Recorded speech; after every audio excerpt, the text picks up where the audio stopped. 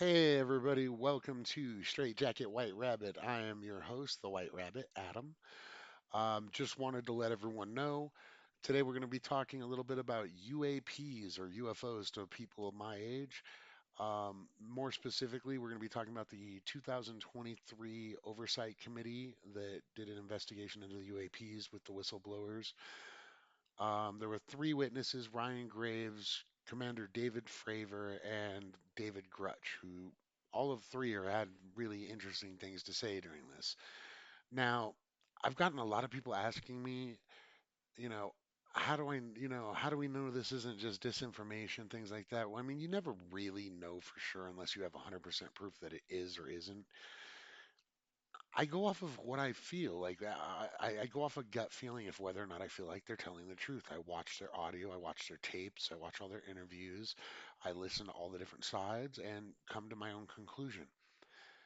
I don't see any of the three witnesses as untruthful or deceptive people. They all seem to be relatively honest people. That being said, the people who were behind the scenes pushing for this to happen in Congress, this was not a willing thing. It was a long, hard road to get people to actually talk about this in Congress. I mean, I'm old enough to remember back in the 80s and 90s. I mean, you'd get laughed out of Washington for even bringing that up. I mean, it happened. Journalists, news reporters, all kinds of people. But the problem is while we're having some disclosure of some things that are going on in our world and regarding specifically UFOs, they're not telling us everything. And people don't understand that. They're like, well, if they know everything, why were they asking so many questions during this hearing? Those people don't know jack. Okay, this is not something that has congressional approval. These black ops programs involving downed flying saucers, alien life, all that's not ran by these people, representatives from each state and stuff. This it just doesn't happen that way. Okay, anyone who is in the military or has been in the military or has any kind of knowledge of how government works, they compartmentalize information. It's just the way they run. Now, that being said, this thing was pushed for really hard, and I love Jeremy Corbell and George Knapp and a few of the other people that were involved with this. They're amazing investigators. George Knapp, of course, was the guy talked about Bob Lazar in one of my previous videos. George Knapp is the guy who was the reporter who broke the Bob Lazar story, as well as many other UFO investigations he's done over his career. Now, I don't want to call Jeremy Corbell like, well, I guess you kind of have to. He's pretty much, for all intents and purposes, he's George Knapp's protege now. They've teamed up. He's even told him a couple of different times that he's kind of teaching him the ropes. I really like this guy. I mean, this is not his job. This is his passion. He wants the truth and he wants to know what UFOs are, what they mean to humanity, the big picture questions that not a lot of people are asking.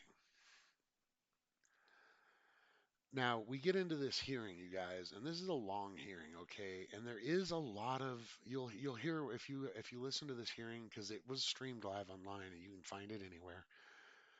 If you listen to this hearing, there are a lot of answers where they'll say things like, well, I can tell you some things here, but I can tell you the rest once we're in a closed session or once we're in private.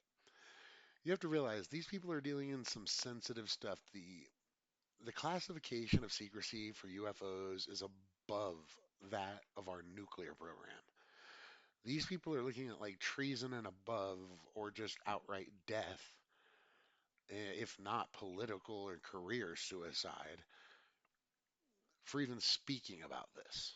There's active investigations for reprisal against these people currently being held on their behalf so that they can get to the bottom of why they're being punished for coming out and speaking on things they should be telling people, or that they're not barred from telling people. And there was a lot of that during, like I said, during this investigation, during this hearing. However, if you listen to the entire hearing, They bring up a lot of good information. One of the things I want to touch on that they talked about was the radar systems. Apparently, since we've installed a new national radar system back then in early 2000s, we've been picking these things up via our military and military vehicles. They don't want to tell you this, but it's at least a hundredfold. I mean, they're everywhere. Our military are seeing these things in every country, on every continent on Earth. They're in the oceans, they're out in different islands, they're in the Arctic, they're in Africa, they're everywhere. Now, that being said, what caused our new radar to be able to pick them up better, or was our new radar built specifically to pick them up better? I don't know. I have a feeling that our new radar was built to try to detect UAPs. I can't prove it. All I can say is that we had the best radar in the world before this new system came out. So to me, it doesn't make a whole lot of sense that we got another version that can miraculously, somehow, however it does it, pick up UAPs better than our old radar. Or, like I said, was this done on purpose so that we can pick up UAPs? Did we find something relevant in one of the crashed UAPs that led us to be able to detect them better with our radar systems? See, these are the things I think about when I watched this congressional hearing. Now, the main, I guess you would say, whistleblower was the man David Grush. Now, David Grush has a stellar military background. He actually worked in the UAP task force that was discovered that there was, which is another example of our government telling us, oh, we're not studying this, we're not looking into it, we don't take it seriously.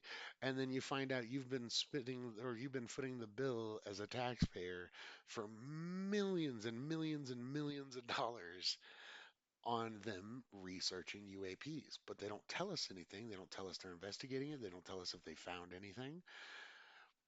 Well, if they don't find UAPs realistic or viable or any of this other stuff, why were they spending millions and millions and millions of dollars researching it? Okay, and let's not fool ourselves. We've been researching UFOs since at least the beginning of the 1900s, if not before then. Okay, I'm not sure if any of you know about the crash that happened in 1933 in Italy.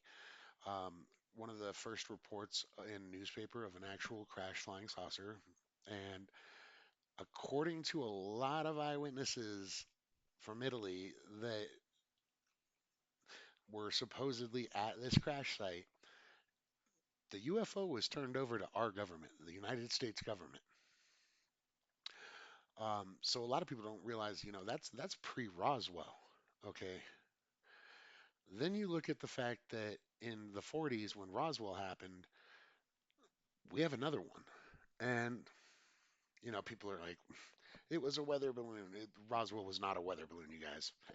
It wasn't anything close to that. There were no dummies. It was not a giant experimental weather balloon or any of that other stuff. And you think our military that was on a base that was one of the most hardcore bases in the world at that point because they were the only nuclear capable base. You think a bunch of those guys saw this craft and went, "Oh, we got to go report we found a flying saucer," when it was what they showed in the photo later was ridiculous. It looked like tinfoil and sticks. I mean, it was horrible. Looked like looked like a mylar blanket with some sticks. But going back to the House Oversight Congressional hearing on UFOs, I don't want to say, like I said, that the radar was built specifically to keep up with UAPs and UFOs, but I believe that's what's going on. Now, they had some conversations, some back and forth about, well, where did you hear this information? And David Grush's information, he didn't say all of it was third party. Okay. People go, well, he's just reporting on stuff that he interviewed people with for the government and what he came up with while he was interviewing. That's not what he said. If you listen to the entire thing and you read the transcript, what he says during part of this is he's asked very matter of factly, have you ever seen any aliens? And he tells them, that's not something I have to be careful. That's not something I can really talk about in the open. But then they ask him another question and he answers it outright. No, no, not at all. See, so if it was a no, you probably would have got a no from him. Okay, you gotta think you have to think in terms of psychology and body language, and just listen to the story and the general concept that he's trying to tell you. He's telling you, or us as American people, he's telling us, look, I've taken tons of testimony. I've seen things. I've been threatened about these things by my own employers, the government. He's outright said he's kind of in fear for his life. I mean, I believe this guy. He came forward, he saw what he saw, and he had all these interviews that he was doing about UAPs and UFOs. And now that he's a whistleblower, he put himself in harm's way. I mean, honestly, I'm really glad that he went out and did it as publicly as he did because it makes it a lot harder to accidentally have someone fall out a 16th story window or something if you get out there with your story. Now, one of the other people they talked to was Commander David Fravor. This guy is an elite pilot. I mean, he's got a good record. He's gone to war. He's a good pilot. And the things he said he saw during his encounter with the Tic Tac craft. And I don't know if any of you know what the Tic Tac craft is. Tic Tac, like the little breath mints, only it was like 40 to 60 feet, somewhere in that diameter. Um, Smooth surfaces, no flight surfaces whatsoever, no propellers, no wings, no windows, no jets, no fire, smoke, nothing. They were flying their mission that was a training mission originally, okay? They weren't even packed up and ready to fight, okay? They were literally on a training run. And as they're getting ready to initiate their training, they got a call from the tower that said, hey, we need to suspend training and have you do a real world operation real quick. Now, the story that I heard and I gathered from this was apparently for weeks in this area, they had been watching these things come up and down from, I don't remember if it was 50 feet or 100 feet above sea level, something like that, to 80,000 feet up, which, by the way, for those of you who don't realize, 80,000 feet and up is basically space. It's the beginning of space. These craft were going up and down, back and forth for weeks that they had observed in this area. So they went off in their planes to go look for this stuff. And at some point, one of them sees white water in the middle of the ocean, which was weird to them because it was calm. There was no white water anywhere in the ocean but this spot where the ship or the flying object had been reported. At first, they thought when they saw the bubbling white water that maybe this craft had hit the water and went down and was sinking. Then, when they got closer, they realized there's a white craft floating, whatever it was, 50, 100 feet off the air or off the ocean surface, and this white water was under there. They said that they did not believe that the bubbling or the white water was created by the craft above. They believed something was under the water, which wouldn't surprise me because honestly, UFOs are seen underwater all the time in various parts of the world, all around the world. Literally everywhere there's an ocean, there's been reports of UFOs coming out of the water. Um, Now, they saw the bubbling, they saw the craft, and the craft was acting very erratic. I mean, ping pong esque, very straight lines and at very, very fast speeds. Commander Fravor decides, I want a closer look at this thing. I'm going to go check it out, which is kind of awesome in my opinion. He flies down starts trying to go towards it, and this thing is gone. Literally a second later, all of a sudden he's getting feedback or he's getting chatter from the tower back at the ship telling him that this thing went to his fallback point, his next point, which is 60 plus miles away in a second, by the way. Okay, that's fast for those of you who don't know how to do the calculations for speed. That's fast. Second thing is this is supposed to be a secret only known to the military where their point was supposed to be located. So do these things have maybe I don't know, maybe they had the information in a computer and these things were able to get it off of the computer. Maybe these things have telepathic capabilities because obviously the pilots knew where the point was supposed to be at. But how did it know where that point was? I mean, that's incredibly you can't even call it a coincidence. I mean, it's astronomical the odds that this thing would stop right at their CP point out of everywhere around. It picked that location 60 miles away to stop. That's just not even feasible odds wise. I mean, it could have went in any direction, however many miles away. With how fast it is, it could have gone anywhere, but it chose that point. Now, they actually had them come back. Their team came back, and they sent out more people, who's actually the ones that got the videos that we've seen of this thing. I don't think people give the videos enough credit. Yes, I'm aware they're kind of blurry, and I'm not saying there's not better quality video out there because I've heard that there is. But you also have to remember, honestly believe that something about these crafts actually, I don't want to, I don't know how to say it. I don't want to say it distorts camera view, but it's kind of the effect I'm going for. It has some of these craft have the ability to affect your cameras. There's been actual UFO hunters who've gone out and claimed, I'll be filming the sky perfectly fine, and then I'll get into this one patch of sky and notice that my focus is kind of blurry on my camera. And no matter what I do, auto adjusting or anything else in that one patch of sky, it's getting weird. I believe this has something to do with their technology is interfering with the cameras specifically, like purposefully trying to block recording devices.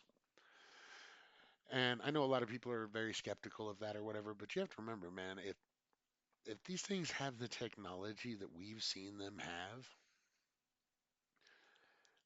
they could be vastly ahead of us. And by vastly, I mean on the level of like what we would consider cavemen compared to us or more. I mean, imagine how much respect we'd give a caveman who doesn't even know how to cook his own food for the most part. Hunter gatherer, scavenger, no real homes, living in caves. We'd be like, that guy's stupid.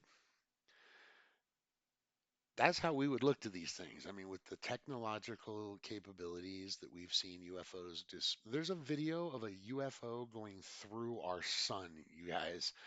Okay. First of all, we don't even know of an element that can get that close to our sun without melting. We don't know one. We have video. You can find it on the web, I'm sure. I wouldn't even be able to type in object goes through the sun and watch, and I guarantee you'll find this video. We have other videos of these craft coming up to the sun and looking like they're pulling up plasma from the actual sun itself. It's crazy stuff.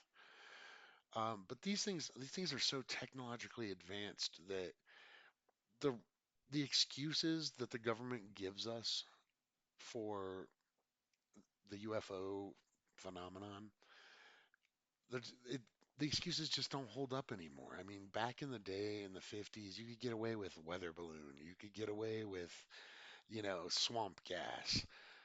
Nowadays, there's too many people taking film. There's too many people who are keeping an eye on the sky and noticing the weird, weird stuff that goes on in the air.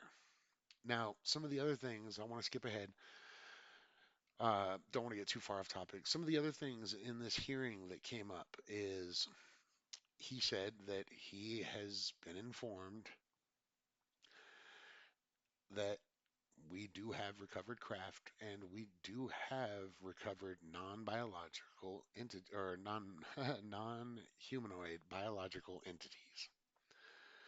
And he says he doesn't like to use the word alien because he doesn't know what they are. And some there are theories who think the aliens aren't aliens, that they're from parallel dimensions. There's theories that these aliens are us from the future, which I don't really buy. I mean, I just don't. Human human nature is so messed up that if we ever got time travel capabilities, first of all, I'd be terrified because we'd probably wipe out so many timelines it was ridiculous. Um, but I just that's never been I'm not saying we don't ever get time travel, but I don't believe that some of the creatures that have been seen, some of the species of aliens that have been seen by thousands of witnesses over 1,000 or more years, I just don't believe that that's us coming back. Um, Now, what they are, like I said, I think they're aliens. I think they're either from a distant galaxy or maybe they're nomads. Maybe they have motherships and fly throughout different galaxies looking for different life or looking for home. I personally believe they've been based here since at least the dawn of man, if not before. And I mean, there's many reasons I believe that, going back to the Sumerians and other cultures. But the point was, is these machines are far superior than anything we have even looking to build in the next 50 years. Okay. Now, they started talking some more in this Congressional Oversight Committee about the things, and they had a lot of good questions. Most of the ones didn't get the answers we were looking for. But one of the other things they talked about a lot was, have you had repercussions or, has anyone been killed over this? Things like that. Let me answer the killed over this part because he wouldn't do it and without being behind closed doors. The answer is yes, unequivocally. People have been killed over this. I don't care what the government says. I'll never believe what they say about that subject. People have been killed. There have been way too many deaths that are accidental deaths that are just too convenient that they always seem to happen to the people who are pushing into, directed energy weapons, UFOs, certain topics people look into and they vanish or they die of some horrible disease that happened like overnight. Or, all of a sudden they'll have stage 4 cancer out of nowhere. Just horrible, weird stuff. Car accidents, hit and runs, all this stuff. Anyways,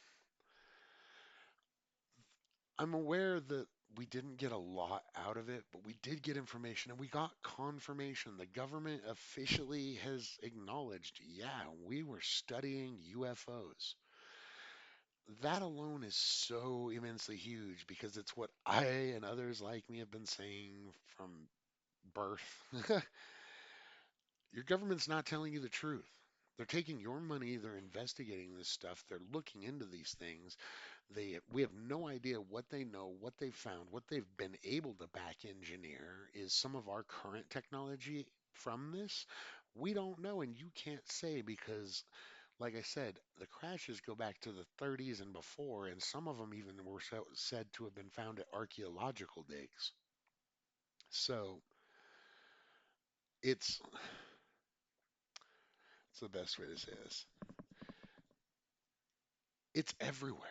I mean, the UFO phenomenon is literally everywhere, and your government has been lying to you about it.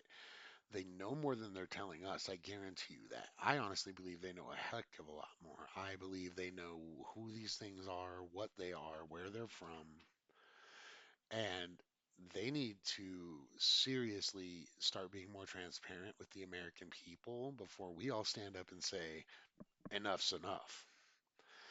And it is happening. People go, "Oh yeah, we're not ever going to do that over a stupid subject like UFO." It's already happening, you guys. You have to understand these things are top secret, and they're getting sent these reporters and things are being sent this information on a daily basis from military, high-ranking officials, all kinds of people.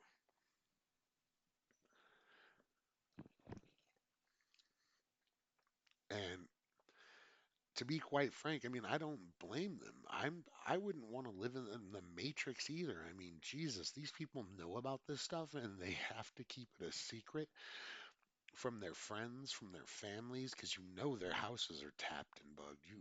I guarantee you, anyone out there watching my video, if by some chance you work on some of this stuff, don't ever talk about it at your house if you don't want your job to know that you're talking about it because your house is tapped.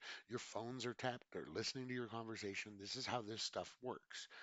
Um, Also, in this hearing, they talked about the fact, for a brief moment, anyways, that Boeing was one of the companies that was supposedly involved with this engineering or back engineering of spacecraft. Um, which is great that they named Boeing because we already knew, or at least 90% of the UFO community already knew. Companies like Lockheed Skunk Works, Boeing, all those companies, Halliburton, they're all guilty of doing it. They're all black ops connected. They all work on black projects for the government, and they have for a long time. And the reason they do that is so that they don't have to abide by the same laws that a government does, okay? Government has to abide by certain laws, but they're not stupid. They leave loopholes. One of the loopholes is guess what? Well, if I found this technology and I give it to a private sector business, we can't FOIA information, and FOIA is Freedom of Information Act requests. We can't do any of that because it's a private company. You can FOIA to the government, which and they don't always give you what you're looking for. Don't mistake what I'm saying. They just because you can FOIA the government doesn't mean they're going to give it to you. Now, the problem with this is, like I said, they do this to get around a bunch of different loopholes. That's just one of them. You can't FOIA this information, and the government has absolutely no oversight on what a private business does. So they say, you figure out this technology, we'll give you whatever you want for it, whether it's patents off the stuff we make from the technology that you back engineer or whatever the arrangements are. And yay, America gets the technology. Or they could just be a simple case of here's a big fat check from Uncle Sam that's, one of they talked about in this hearing how this money, these projects get funded. And he basically said, well, yeah, we'll request money for so and so project A, B, or C. And then instead of that money going to project A, B, and C, it'll go to black funded project D, and nobody's ever the wiser. So, which is, by the way, highly illegal. It's literally a federal crime to do that. And he admitted that the government's doing this. A government employee, a government witness, a whistleblower, flat out said that they're doing this. So, they're funding this with our money. They're not telling us what's going on. They know more than what's going on. They're giving this to private business. That does not seem secure. I'm sorry. If they can be bought by us, why can't private businesses be bought by China or Russia or whoever? Now, I'm not a political person. I don't get into Democrat, Republican, Independent, Green Party, any of that stuff, okay? However, I will tell you this. If I ever believed that a president would sign into law a article stating that anything with life-changing impact for humanity has to be disclosed to the public. And I'm sorry, but are we alone in this universe or not? Is a huge impact to humanity, both scientifically, technology wise, everything. This would change. People don't realize this time, just from what we know their craft can do, from a physics standpoint, would completely change our world overnight. Money be absolutely worthless. You wouldn't even need it. You're talking about abundant energy without any kind of burn or fuel source or ignition. Okay, that would be next level Star Wars, Star Trek, level tech that would create if we had the capability of unlocking that technology. And some people think we have, and I mean, I'm not going to say I don't think we haven't unlocked parts of it. Look how fast we've progressed technologically speaking. Look how far we've surpassed what we used to be just in the last 100 years. I mean, we went from the computer that we all know and love called our cell phones back in the day would have taken up a warehouse or more. What you're holding in your hand every day talking on the phone, that is what is called a supercomputer back in the day. That wasn't that long ago, guys. How many years did it take us to go from horse-drawn carriages to a motorized vehicle? Okay, think about how long it took. Horses and buggies and like wagons and stuff like that to the first motorized car. Forever, right? Like took forever. But you're gonna tell me that we went from, and if you've ever seen the first cars, by the way, they came out, I don't know if those of you who are watching have seen the first cars that came out, is entirely nothing close to what we have now. In the span that we came out with those cars, to compare it to what we have now, I mean, that is some science fiction BS right there. I mean, the fact that we've got nanotechnology, we're now working on being able to pull apart strands of DNA and put different pieces back. I mean, we are next level off the charts with scientific discovery, and I believe that a very large part of that is because of the information and the things that we have back engineered from crashes like Roswell or the 33 crash in Italy.